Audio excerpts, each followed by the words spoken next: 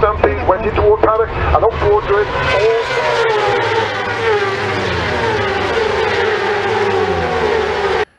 Well, hello everybody, it's Suffolk Andy, back down on the favourite part of the river I like, down here at Manningtree. Just had a nice little ride out to Harwich and through the back roads, you know, nice twisties and turnies there.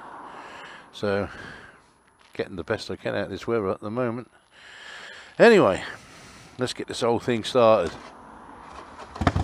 Hey!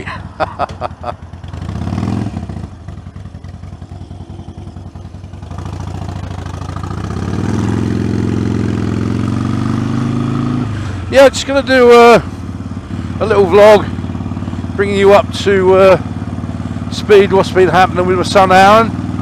I think most of my subscribers know that he had quite a bad accident, well, not quite a bad, a horrific accident about a year and a half ago, when some twat pulled out of the side road and he hit the bloody car at 60 mile an hour, nothing he could do. Luckily he had the camera on, proved that this guy was a fucking twat.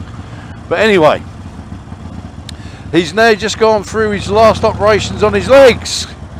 He had to go in and have his hamstrings taken out of both legs and put into his right knee, because I think he ruptured his cruciate ligament and the other ligament. They've all got funny names, so he had them to be reconstructed. And that's it. Hopefully, you know, he won't need to have any more. He's come to live with me at the time being, because Daddy's got to look after him. And he's in considerable amount of pain. He's on a bit of morphine at the moment, but it should all settle down, and in 3 weeks he should be able to put his weight on his leg, and in 3 months, hopefully with physio, it'll be right. So it's been a long old haul, a year and a half, coming up for a year and 3/4 now, but done and dusted. So that's good news. Made me laugh. The first night I got him from hospital, I had to tuck him in bed like a little boy because he was in so much pain and whatever. Daddy had to take him upstairs, got him upstairs. That was a bloody malarkey. But we got him upstairs and Daddy tucked him in, so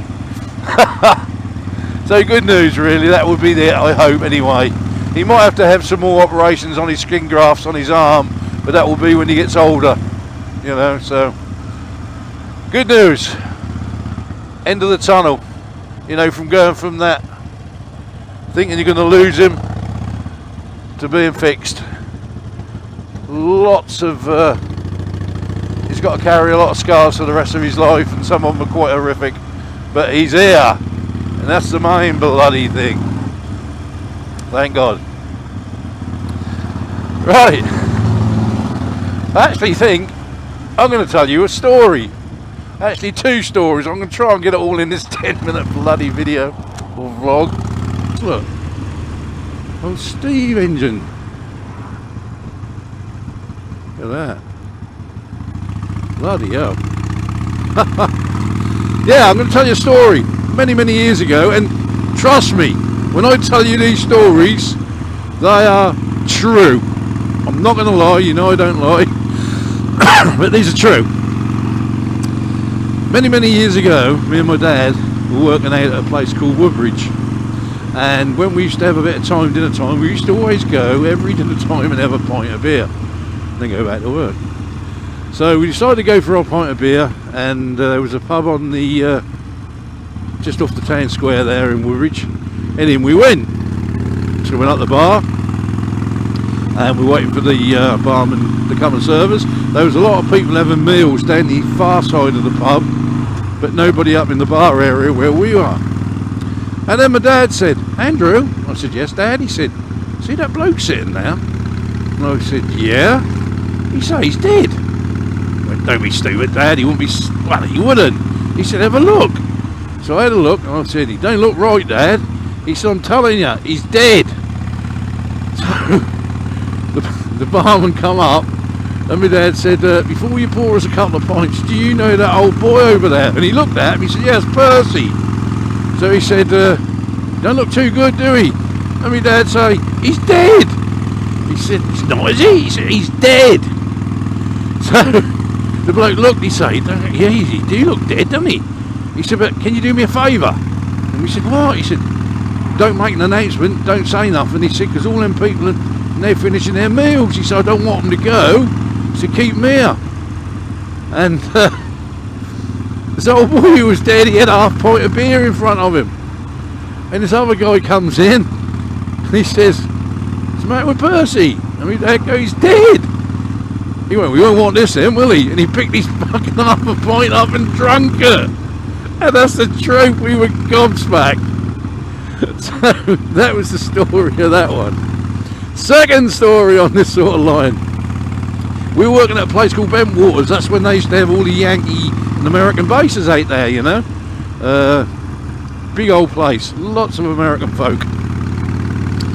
And we went for our dinner time pint, and we went in the pub and we said, "Got ain't many in here, mate." He said, "No, they're all gone to a funeral. Poor old George, he died." Alright. So anyway, got a pint. Next thing we heard the big screech and a big bang. And when we went outside to have a look with the barman, there was this hearse. And what had happened is, an American lady had come round this corner too quick, smashed into the hearse, and the bloody coffin had come out the back. It was hanging out the back. And the barman went, "Oh my God, it's George." He said, "This is his watering hole." He said he left here one night, went down the road on his push bike and died. He said, "Now look, right outside his pub, he stopped." So I think George wanted one more pint in his local, I think. That's the truth. So there's a couple of freaking stories for you. That's the truth, honestly. Anyway, I think that's enough from me. Alright, safe. Love each other. Suffolk, Andy.